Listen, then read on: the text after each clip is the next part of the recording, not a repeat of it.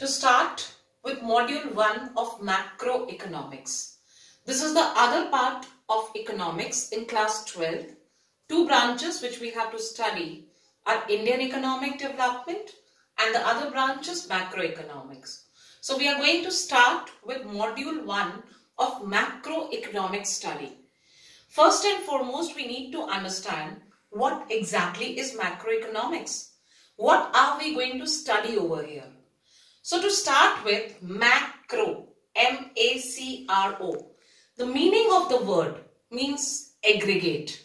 So this is the branch of economics which we are going to study in class 12th over here, which studies the economic issues or the economic problems of what to produce, how to produce, for whom to produce at the level of an economy as a whole. That means we have to study all the aggregates of economic variables under this branch of economics, that is macroeconomics.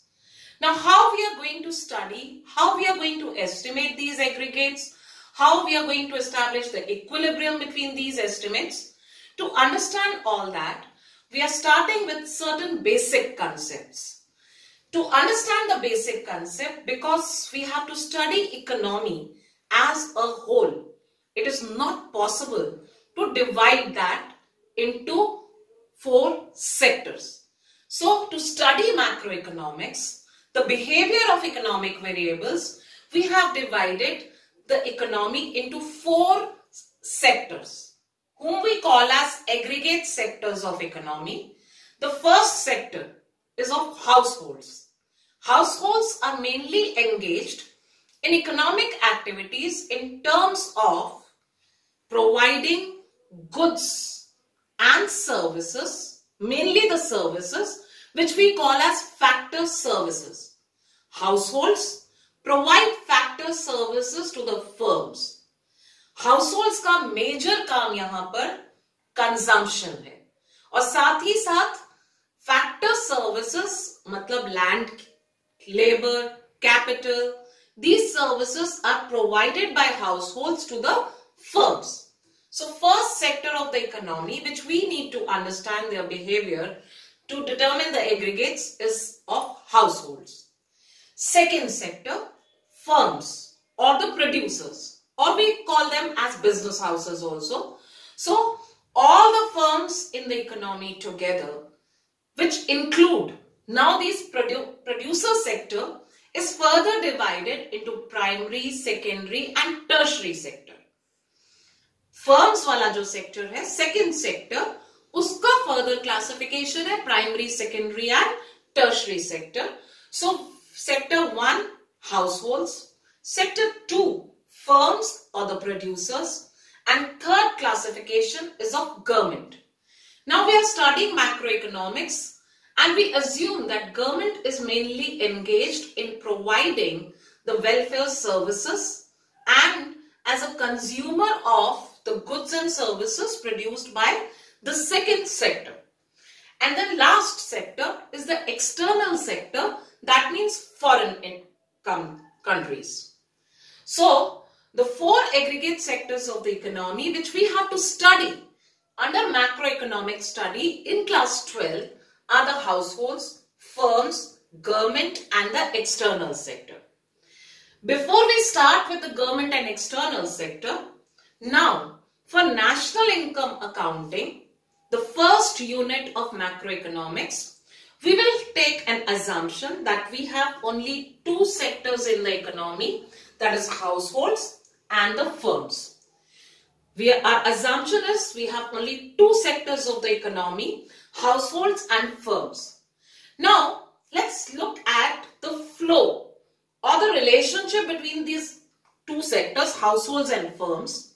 You can see that households, through this red link, households provide factor services to the firms. Households provide factor services to the firm, which we call as real flow. Real flow मतलब actually में materialistically households are providing factor services of land, labor, capital, enterprise to the firms. And in lieu of that, firms make the payments to the households. Those are the factor payments. You can see that blue line. Now, in lieu of these factor services, firms are sending the factor payments shown by the blue line. The factor payments are a part of money flow. So, this blue links are showing the money flow and the red link is showing the real flow. So, real flow. Factor services flow from households to firm is a part of real flow. Factor payments which are flowing from firms to households is a part of money flow. And the next thing, from firms to households, the goods and services which households purchase, the goods and services in the form of real flow flow from firms to households, and in lieu of that, households make the payments which we call as expenditure, shown by the blue line. That is a part of money flow. So this is the concept of real flow and money flow between households and firms. Now let's throw a little more light on the differences between real flow and money flow. Differences between real flow and money flow. What does real flow includes? Real flow includes flow of factor. The differences between real flow and money flow. Real flow includes flow of factor services. Flow of factor services which are rendered by households to the firms or the producers. वो services जो households firms को provide करता है, firms को चाहिए वो firms hire करती है उन services को from the households. And second, the flow of goods and services which we call as output of goods or the product which flows from firms to households. Both of them are a part of real flow. Coming to money flow, it is the flow of money from households to firms for purchasing of goods and services. Households जो expenditure करते हैं in the form of money to buy goods from firms are a part of money flow. And the second part of money flow is flow of money from firms to households for the purchase of factor services.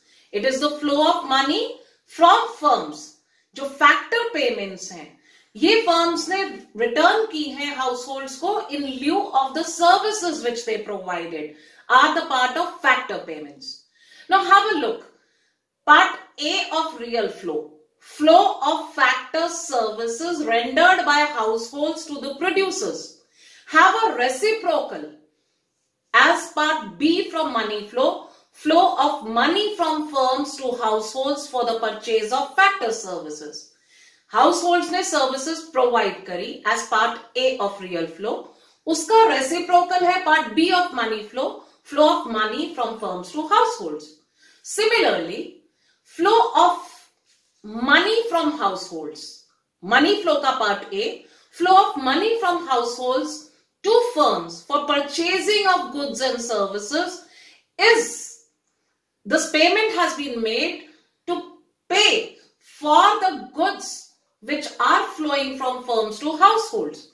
That means real flow ka reciprocal is money flow and money flow ka reciprocal is real flow.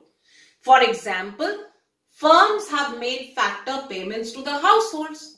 And now households are using that money, the factor payments which they have received to purchase goods and services from the firms. So both are reciprocal of each other. This also means real flow is equal to money flow. Only difference is real flow is in the physical form, money flow is in the money form. So physical output is equal to the money flow. This gives rise to circular flow of income. After real flow and money flow, we know that three activities in the economy never stop. Three activities, that is production of goods and services.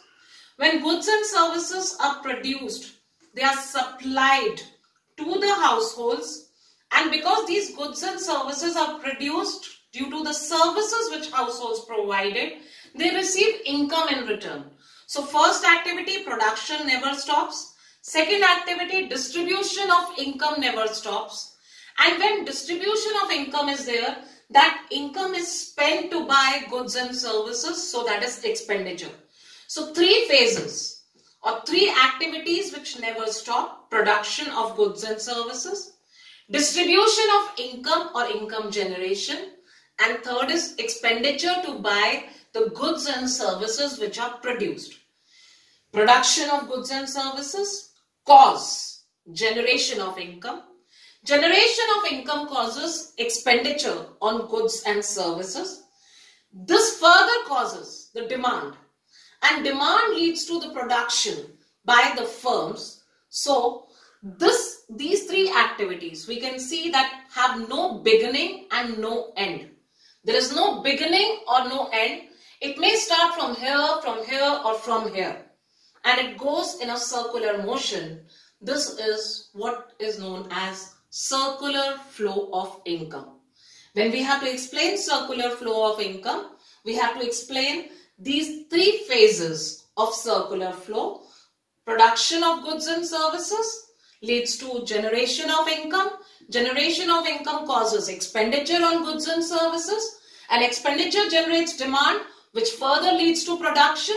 Production further leads to supply. This goes on in circular motion known as circular flow of income.